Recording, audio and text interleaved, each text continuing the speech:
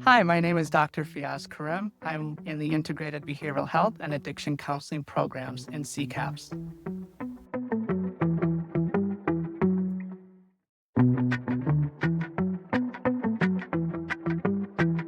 I think regarding areas of growth in the counseling and mental health field, we've seen a huge demand for mental health services, especially in light of just larger community losses and trauma throughout the past few years.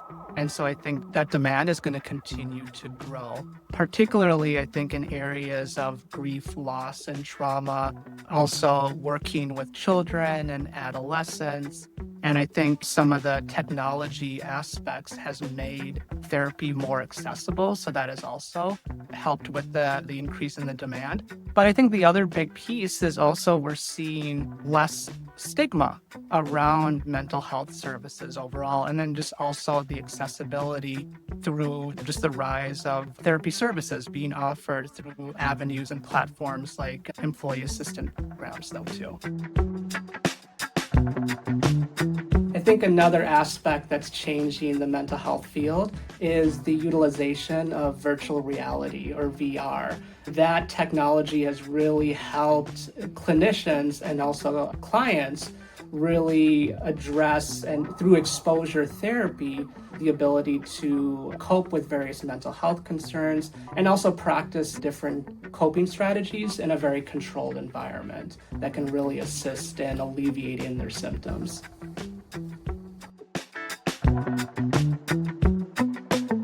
We have some graduates that go on and work predominantly in community mental health outpatient or inpatient settings with either a focus on addiction counseling, or some students will also pursue and work primarily into general mental health care. Some of our students will work in clinics or in hospitals around the metro area. And then lastly, some of our graduates will work in school-based settings or working predominantly with children, adolescents, and families.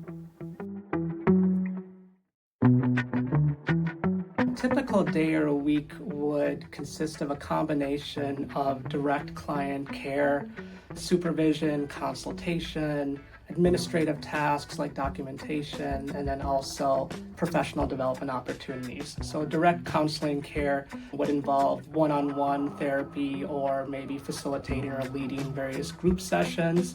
Professional development opportunities could involve things like continued training, workshops, and then the administrative tasks would really revolve around assessments or charting, documentation of client notes, and writing up any relevant reports.